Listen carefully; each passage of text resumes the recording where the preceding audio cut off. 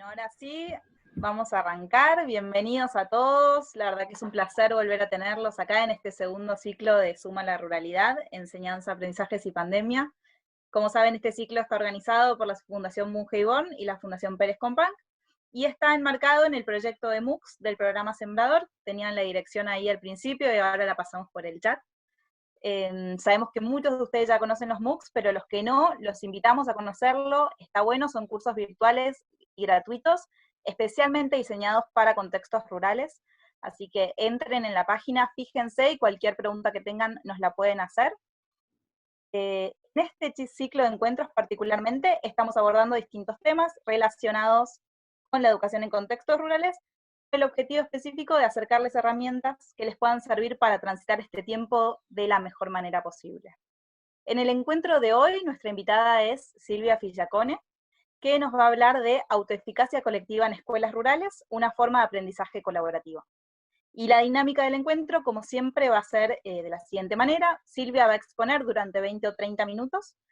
Los micrófonos de todos nosotros van a permanecer silenciados, pero vamos a estar leyendo el chat y podemos dejar preguntas por ahí. Y al final del encuentro vamos a tener un rato de 15 o 20 minutos para un intercambio con Silvia para profundizar en lo que estuvimos charlando. Además de todo, les recordamos que pueden mencionarnos en las redes sociales usando el hashtag de Suma la Ruralidad. Y en la semana les vamos a mandar la grabación de la charla y materiales para profundizar, para que puedan volver a verla y compartirla con quienes no se hayan podido sumar.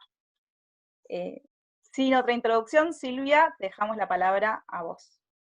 Muchas gracias, Clara, y muchas gracias por la invitación, tanto a la Fundación Monge como a la Fundación Pérez Compán, y gracias a todos los que están ahí.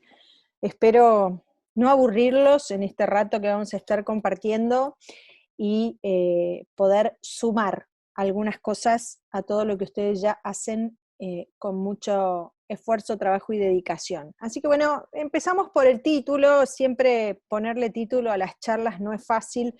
Los títulos muchas veces son más rimbombantes que lo que uno conceptualmente trata después de explicar, pero básicamente a partir de este título que es un poco largo, autoeficacia colectiva en escuela rural, una forma de aprendizaje colaborativo, lo que vamos a hacer es transmitir o compartir con ustedes algunos conceptos de lo que se llama aprendizaje visible, un modo de pensar los procesos de enseñanza y aprendizaje dentro de los entornos educativos que es útil para cualquier situación pedagógica en cualquier lugar del mundo y en cualquier tipo de contexto.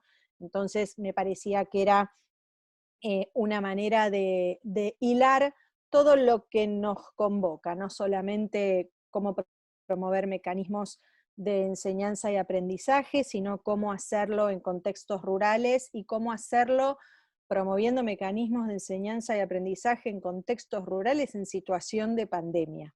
Entonces, bueno, un poco simplemente hacer al principio algunas aclaraciones de conceptos y definiciones que seguramente ustedes ya conocen o ya tienen conceptualmente un marco de referencia para palabras como aprendizaje, enseñanza, aprendizaje colaborativo y demás, pero justamente uno de los principios esenciales de las pedagogías de aprendizaje visible, que vamos a ir comentándoles a ustedes de qué se trata, tiene que ver con volver a poner sobre la mesa, volver a poner sobre el tapete, volver a ser consciente en nuestra cabeza un montón de cosas que sabemos en el momento de volver a pensar sobre eso.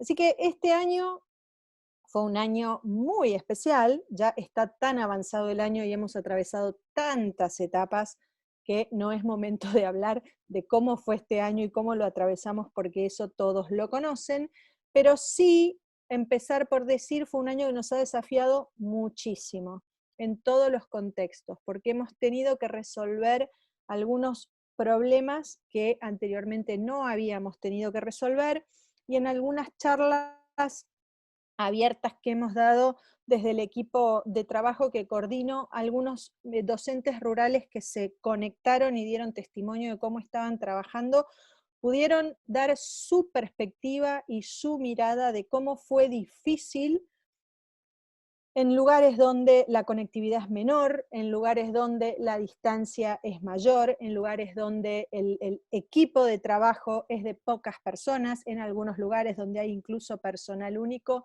tener que reformular la práctica en tan poco tiempo no fue tan fácil. Distinto es para algunas personas que por ahí trabajamos en lugares o en espacios donde ya la práctica presencial hacía más sencillo el pasaje a la virtualidad. Así que este fue un año muy, muy, muy peculiar, pero fue un año de enorme aprendizaje. Y justamente quería empezar por decirles que cuando menciono la palabra aprendizaje lo hago desde un marco conceptual que tiene relación con las neurociencias, las ciencias del cerebro, y que tiene como autor central, y algo del material que les voy a mandar justamente es algunas de un par de capítulos del libro de Stanislas Dehaene, que se llama cómo aprendemos, siempre me equivoco y digo cómo aprende el cerebro, pero es cómo aprendemos, por eso lo tengo acá al lado mío, para no equivocarme cuando comento el nombre.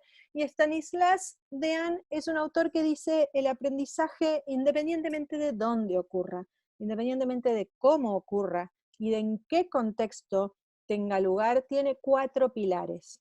4 pilares que los docentes, independientemente del contexto en el que trabajemos, en este caso en el contexto rural, podemos tener en la cabeza cuando decidimos diagramar, programar, planificar o llevar adelante nuestra actividad.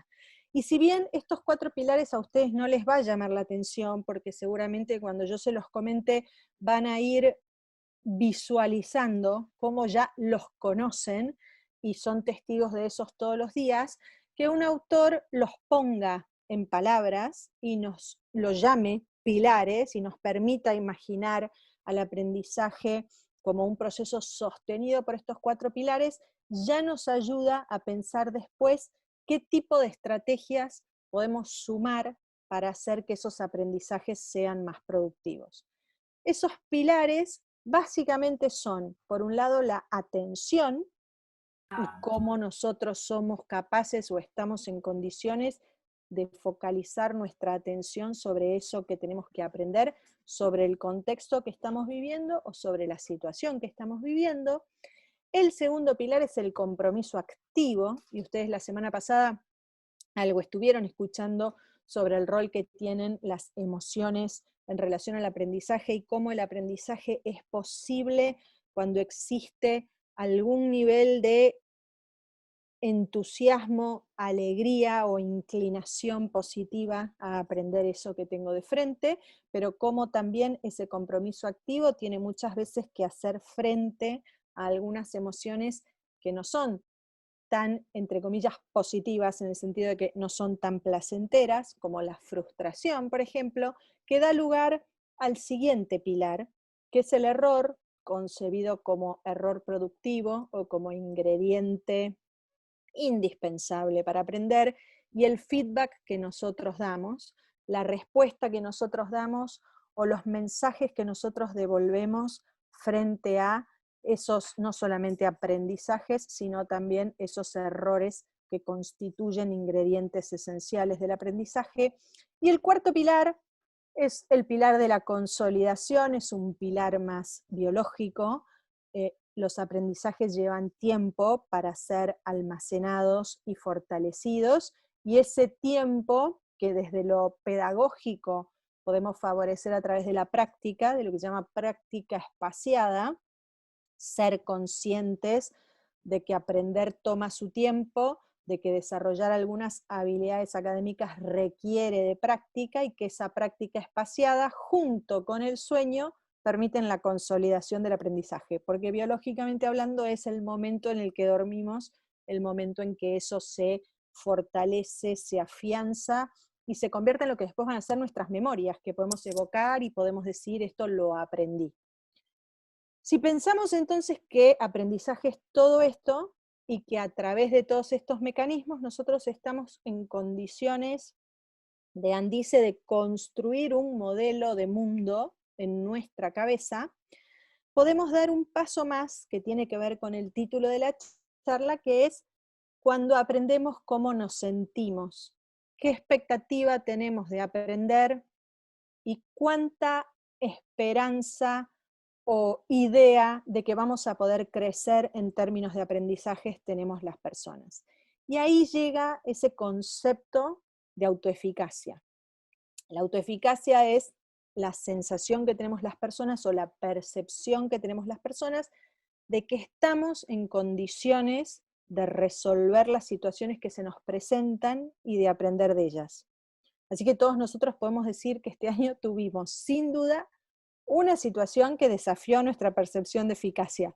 Cuando empezó todo esto, y no importa dónde cada uno de nosotros estaba, nos dijeron, tu práctica se va a virtualizar, probablemente todos nosotros, al menos yo sentí, no sé si estoy preparado para esto.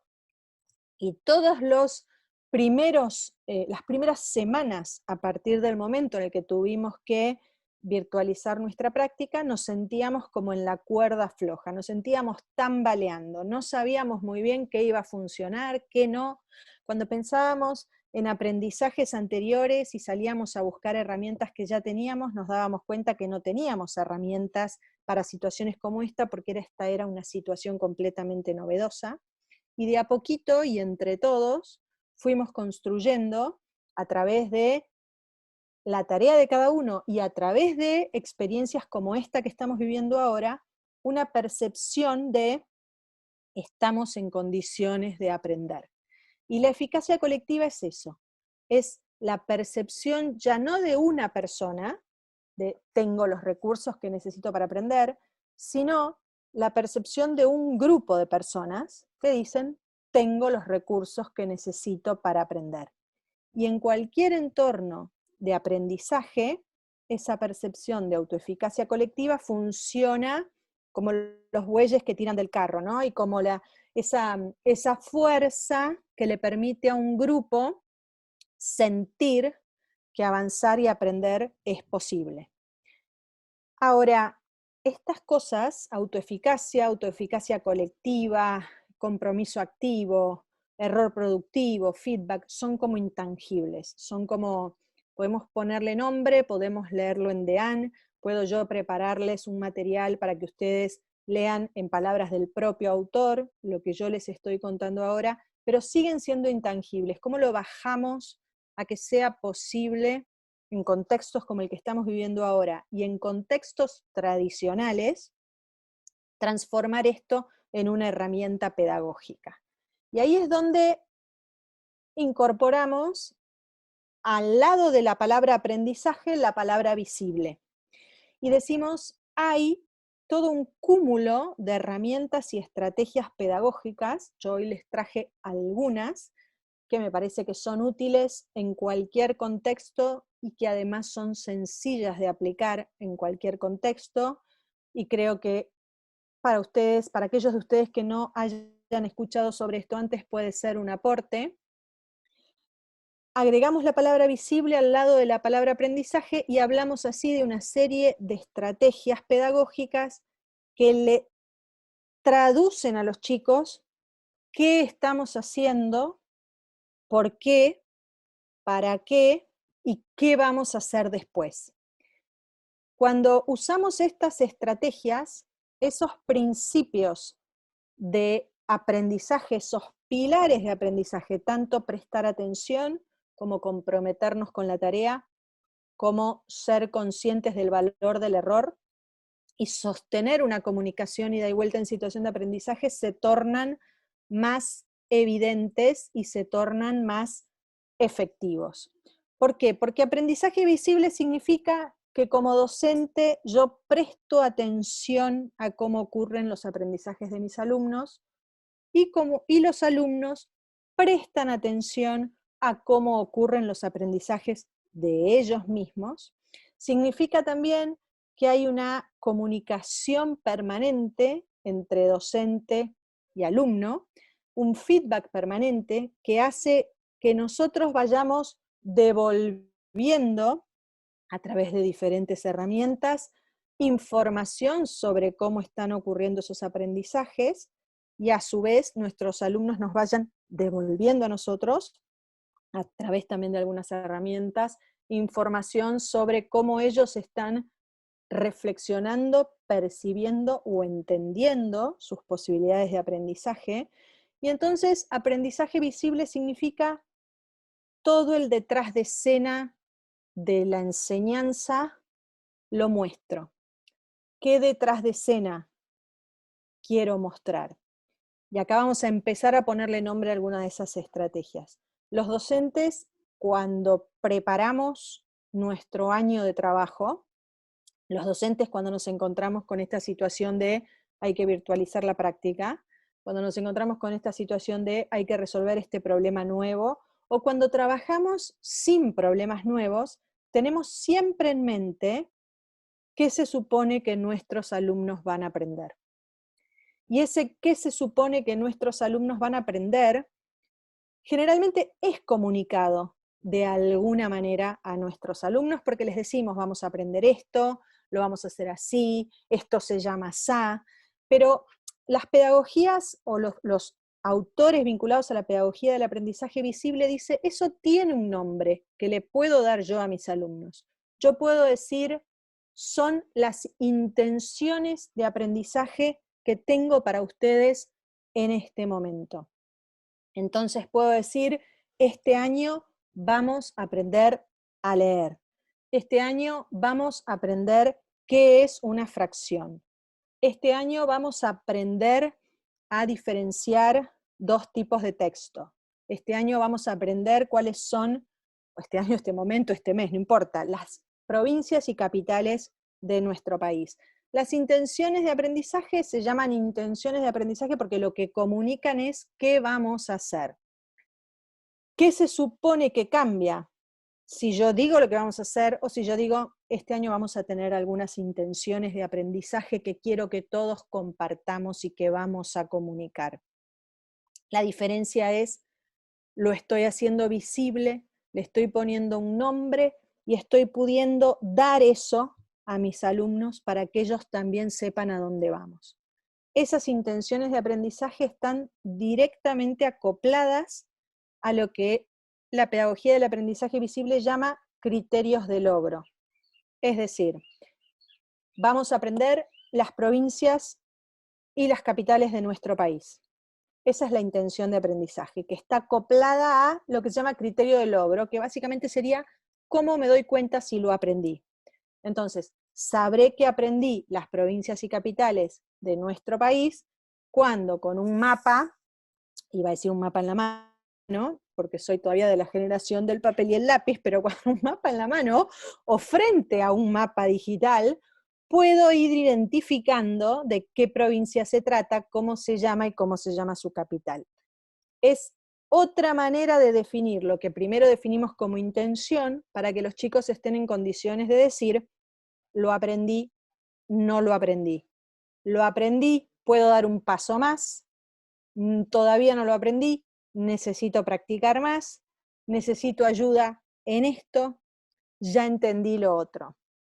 Esas intenciones de aprendizaje y esos criterios de logro se socializan. Entonces, en cualquier aula, en una escuela rural, por ejemplo, que es el contexto del que estamos hablando, pueden estar expresadas en la pared, en un contexto virtual pueden estar expresadas en una plataforma digital, en un contexto virtual en el que no hay acceso a plataformas digitales, puede viajar como foto a través de un canal como WhatsApp, pueden estar expresadas esas intenciones de aprendizaje. Lo que vamos a aprender y cómo sabré si lo aprendí. Eso tiene utilidad porque eso permite ir construyendo percepción de autoeficacia a medida que vamos creciendo en aprendizajes. Y en un contexto, en el caso de escuelas rurales, donde varios cursos conviven en el mismo espacio, eso permite además que todos sepamos cuál es la progresión de aprendizajes, desde el principio hasta el final. Porque las intenciones de aprendizaje dicen, primero vamos, si fueran intenciones de aprendizaje vinculadas, por ejemplo, al aprendizaje de la lectura, vamos a aprender las letras y sus sonidos. vamos a aprender lo que se llaman sílabas, vamos a aprender a leer palabras de 2 sílabas, vamos a aprender lo que son las sílabas directas. Transparentar eso permite que cada uno de nosotros, cada uno de los chicos, cuando va haciendo un aprendizaje, cada uno de nosotros cuando vamos haciendo nuestros aprendizajes, pueda ir identificando si estamos o no en condiciones de progresar hacia esa dirección de los criterios de logro. Entonces, tenemos intenciones de aprendizaje, puedo comunicar de manera expresa y visible con chicos chiquitos hasta acompañados de alguna imagen o algún dibujo, cuáles son nuestros objetivos de aprendizaje, criterios de logro, puedo comunicar a manera de lista de cotejo, a manera de rúbrica, a manera de cualquier herramienta que ustedes consideren para expresar en palabras cómo sabré si lo aprendí, cuáles son esos indicadores que me van a decir, esto ya lo aprendí. Eso da mayor autonomía y permite centrar el feedback en que la persona que aprende sepa pedir ayuda y que la persona que enseña aprenda de qué tipo de ayudas suele necesitar esa persona en particular. Pero además, en entornos de trabajo colaborativo, esas intenciones de aprendizaje y esos criterios de logro permite también que los pares se ayuden entre sí. Por eso, cuando tenemos intenciones de aprendizaje y criterios de logro, no solamente vamos hacia un lugar en términos de aprendizaje individual, sino que todos nosotros estamos yendo hacia. Y entonces, pensado para un grupo, desde el punto de vista de la autoeficacia individual puedo con los criterios de logro saber si ya aprendí todas las tablas de multiplicar. En términos de autoeficacia colectiva como equipo, vamos cuando todos hayamos aprendido las tablas de multiplicar a celebrar de tal manera. Y entonces somos todos juntos con un objetivo en común. ¿Por qué estas cosas son importantes en entornos de aprendizaje? Porque convierten a la persona que aprende en el eje de la situación de aprendizaje. Y por más que nosotros otorguemos espacios personalizados de aprendizaje, antes de que usemos intenciones de aprendizaje y criterios de logro, los chicos lo que perciben es, me están enseñando. Las intenciones de aprendizaje y los criterios de logro tienen la intención, valga la redundancia, de poder decir, estoy aprendiendo, además de me están enseñando. En situaciones como esta, en la que hay hermanos que viven en la misma casa y que tienen docentes y el mismo docente pero tareas distintas, podemos usar lo que se llaman estrategias de aprendizaje colaborativo, por ejemplo, tutoría de pares. Ahora vamos a ir yendo hacia ahí. Para poder usar estrategias de aprendizaje colaborativo y tutoría de pares, tenemos la posibilidad de primero apuntar a otro concepto de Stanislas Dehaene que dice, y hay un neurocientífico argentino que se llama Mariano Sigman, hay muchos videos de Mariano en YouTube, y él trabajó hacia la misma dirección, o trabajó incluso con Dehaene sobre los mismos temas. Hay un concepto de Dehaene que es, él dice, los humanos somos, o podríamos llamarnos, homo docens. Las personas tenemos naturalmente la tendencia a enseñar. La palabra enseñar, antes de pensarla pedagógicamente, significa mostrar. Cuando un chico de 12 meses señala algo y nos pregunta con el dedo cómo se llama eso, y los adultos le ponemos el nombre a eso que él señala, nos está mostrando. Dehaene dice, esa es una de las primeras acciones que la persona en su historia evolutiva tiene para mostrarle a los demás que está aprendiendo y que quiere aprender más. Esa naturaleza va evolucionando hacia que seamos capaces de explicarles a otros todo tipo de cosas. Y una de las bases psicológicas, más que psicológicas, neuropsicológicas del aprendizaje colaborativo, justamente es que somos personas capaces de enseñar, más allá de ser personas a veces que elegimos enseñar pedagógicamente hablando, todos estamos en condiciones de transmitir conocimiento. Entonces las estrategias de aprendizaje colaborativo se basan y se sostienen en esa capacidad que los humanos tenemos de enseñar a otros. Es como, son estrategias que usan didácticamente esa capacidad que las personas tienen de enseñarles a otros. Y tienen por objetivo que los alumnos que pertenecen a un grupo cualquiera trabajen juntos para mejorar sus posibilidades de aprendizaje, en lo individual y en lo colectivo. Es decir, que una situación de aprendizaje colaborativo nos puede ayudar a sentirnos más eficaces en lo individual. Yo puedo formar parte de este grupo, puedo aportar a este grupo, puedo otorgar algo a este grupo, y en lo colaborativo. Yo, además, junto con estas personas, todos juntos podemos aprender. En ese sentido, la eficacia, la percepción de autoeficacia, individual, colabora y se acompaña de la percepción de autoeficacia de todos, colectiva. Entonces, aprendizaje colaborativo significa hay dos o más personas que están tratando de aprender algo juntos. Y en ese aprender algo juntos tenemos determinadas intenciones de aprendizaje. Y en ese aprender algo juntos con determinadas intenciones tenemos también cómo nos vamos a dar cuenta si lo aprendimos.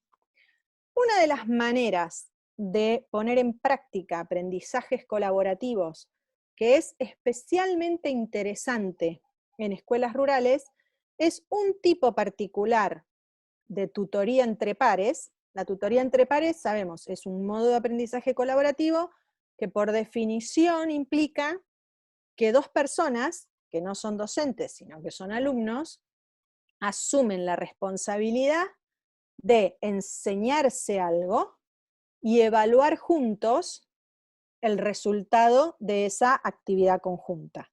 Si nosotros vamos hilando y decimos, bueno, una tutoría entre pares puede tener intenciones de aprendizaje, una tutoría entre pares se asocia a determinado criterio de logro, una tutoría de pares permite que haya trabajo en grupo o en parejas, pero hay un tipo particular de tutoría entre pares que se llama tutoría de edades cruzadas, que es la que a mí me parece puede ser muy útil en contextos rurales, además de las tutorías de pares clásicas. Y por ahí ya la conocen y ya la usan, y por ahí solo estoy poniéndole nombre a algo que ustedes hacen todos los días, pero a veces cuando uno le pone nombre a algo que uno hace todos los días, empieza a entender todavía un poco más eso que uno hace todos los días y por qué eso que uno hace todos los días tiene determinados resultados.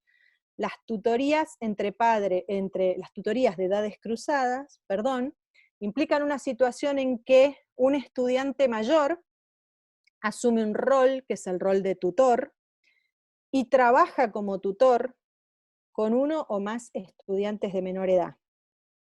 Al momento de asumir un rol como tutor y asumir ciertas intenciones de aprendizaje que son otorgadas y definidas junto con el docente, a veces son otorgadas por el docente, otras veces son definidas junto con los docentes, y eso es un dato interesante, cuando el docente dice estos son los contenidos que tenemos que aprender, detallemos entre todos cuáles van a ser nuestras intenciones de aprendizaje, fortalecemos todavía más el compromiso activo, y en esas tutorías el que toma rol de tutor, al mismo tiempo que le enseña a otro, afianza un montón de habilidades, una de ellas la expresión verbal, otra de ellas la comprensión verbal de lo que recibe de su tutoriado, la capacidad para dar instrucciones, la capacidad para evaluar el producto de aprendizaje de otra persona, la capacidad para sostener la empatía, la capacidad para desarrollar habilidades sociales.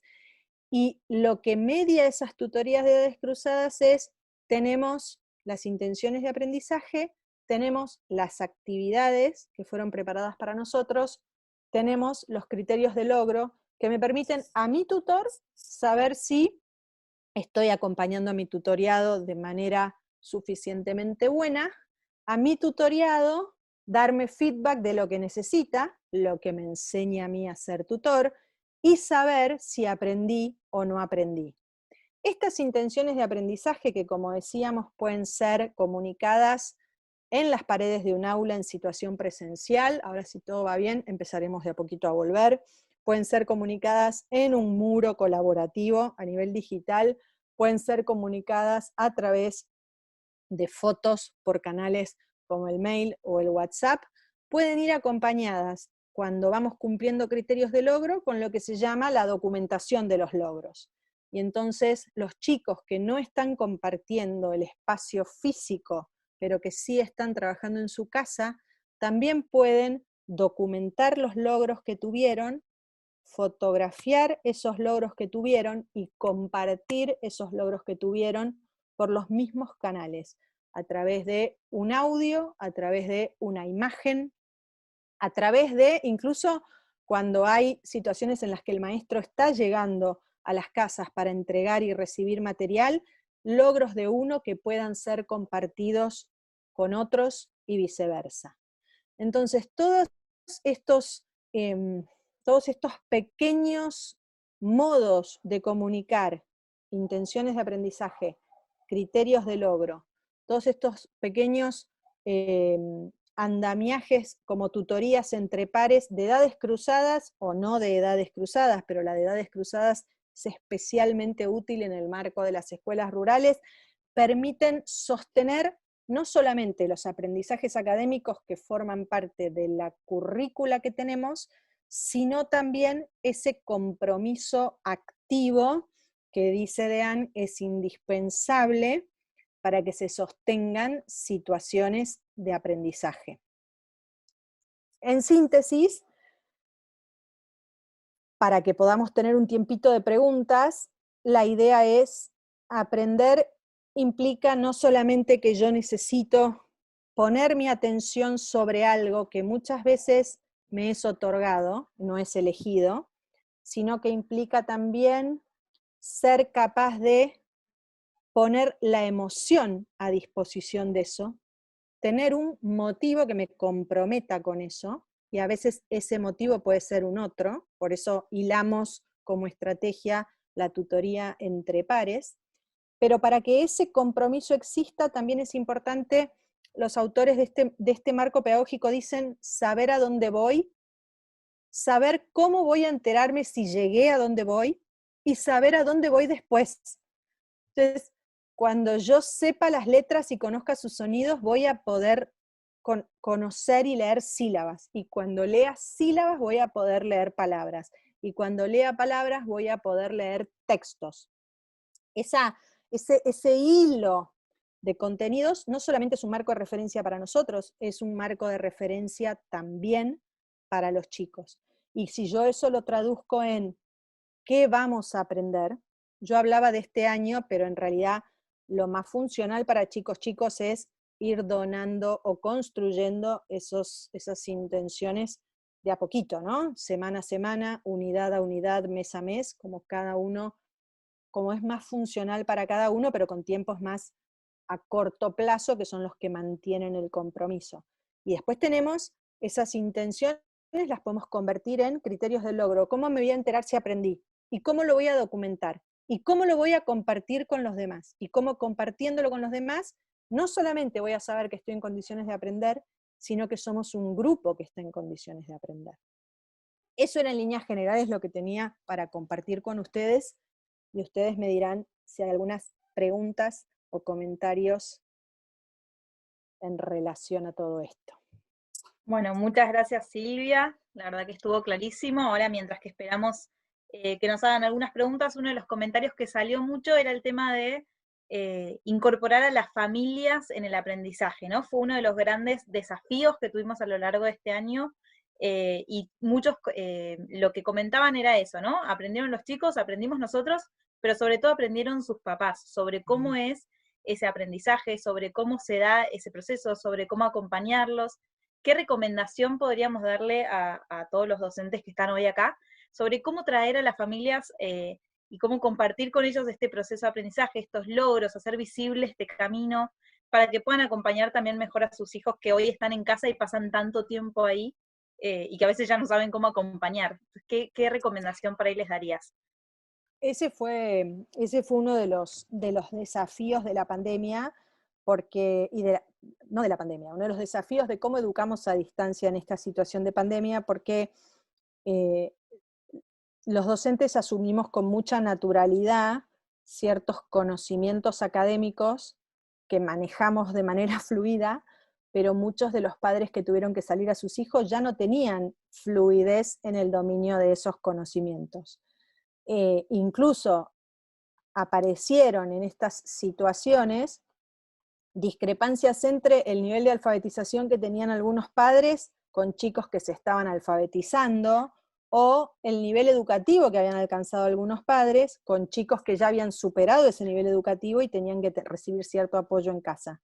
Entonces, esto nos obligó a los docentes a empezar a pensar y a hacer como una reflexión metacognitiva sobre, ¿esto cómo se enseñaba? Porque nosotros lo hacemos con mucha naturalidad, pero los padres tuvieron que empezar a preguntarse eso.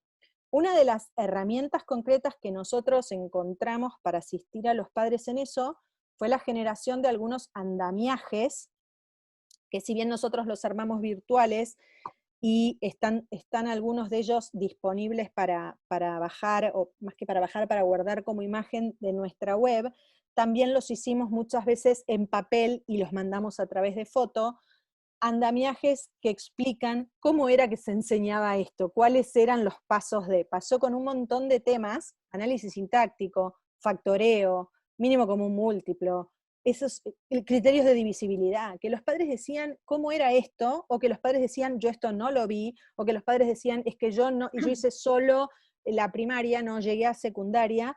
Entonces lo que hicimos fue armar esos andamiajes que también por imagen o digitalmente se podían comunicar, y daban la posibilidad de decir a los padres, mira, estos son los pasos. Si vos podés ayudarlo con los pasos, buenísimo, pero si no, como esto lo trabajamos, ya viendo los pasos, él va a poder evocar o recordar cómo se hacía.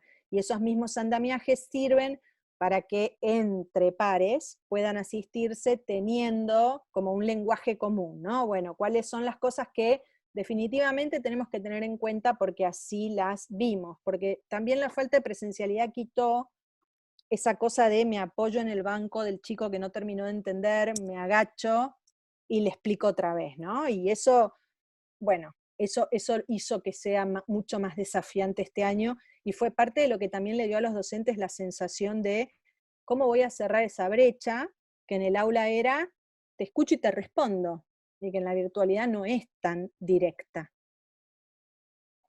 Buenísimo. Vamos con otra pregunta.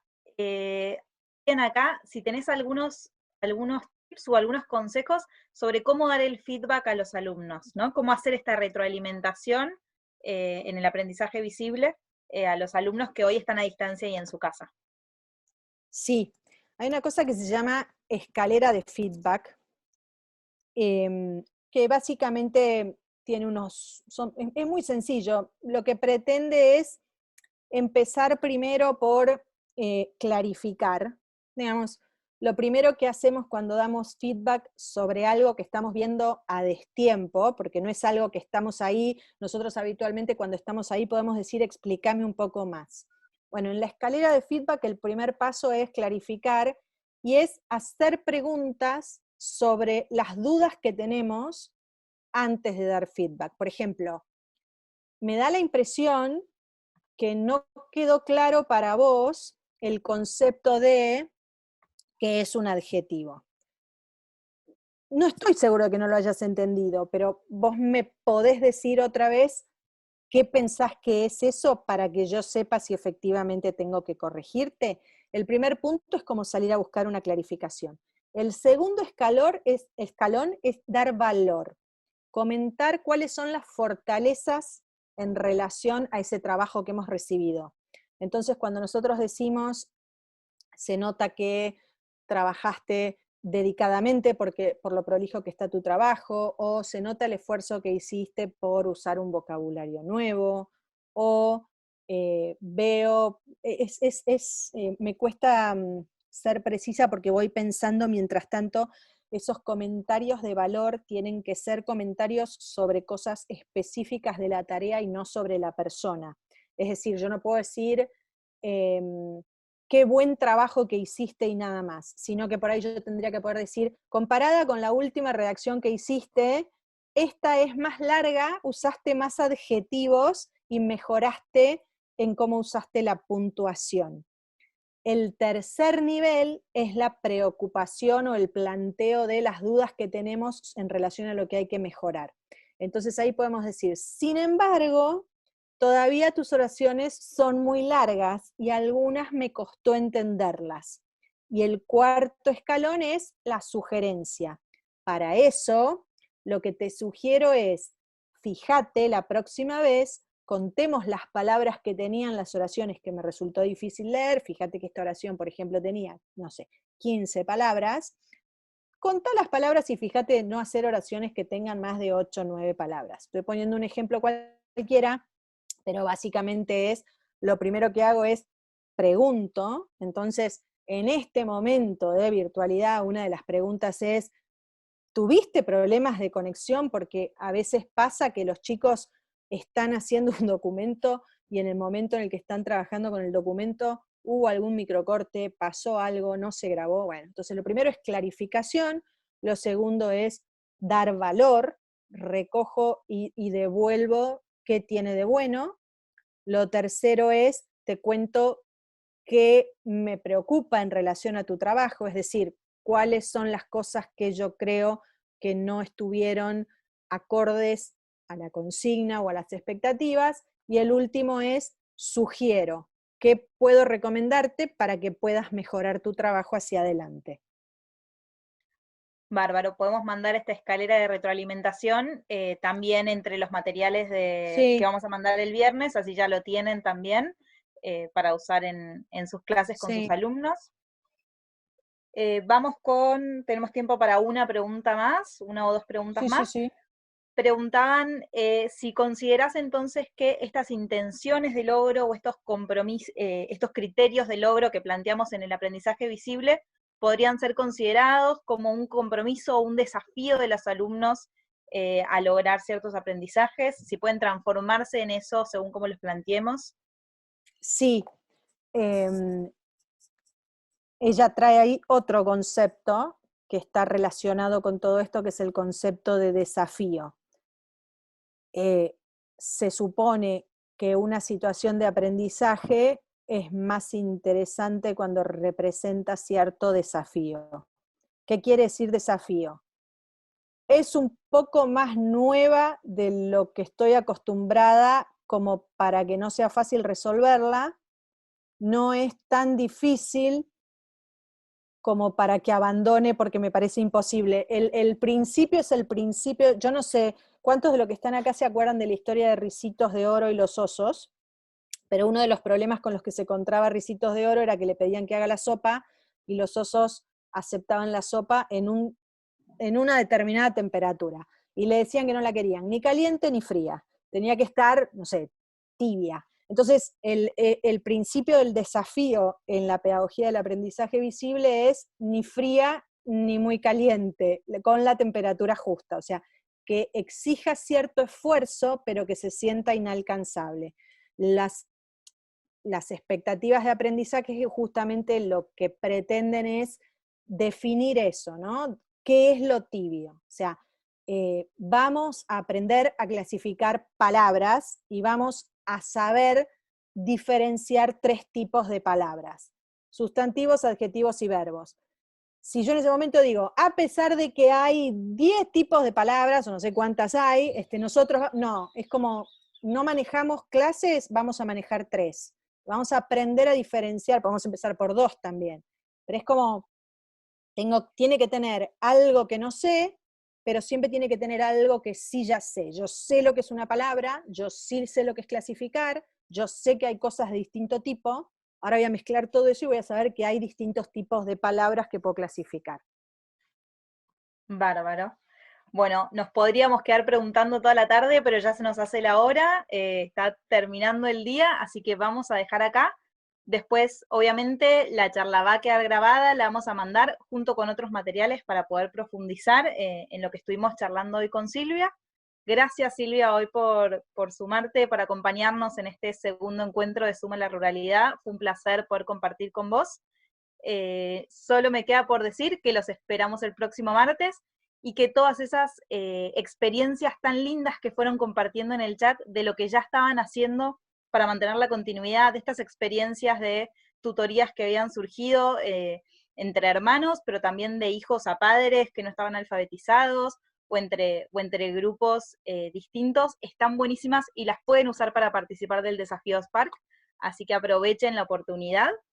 Y bueno, los esperamos a todos el martes. Gracias. Vamos a estar con Gachi Capelletti. Vamos a trabajar sobre evaluación, rúbricas y listas de cotejo, que tiene un poco que ver con lo que estuvimos hablando hoy. Así que estaría buenísimo que vuelvan todos para seguir profundizando. Muchísimas gracias, Silvia. Gracias a todos por venir. Muchas gracias a ustedes. Ha sido un placer. Gracias por la invitación.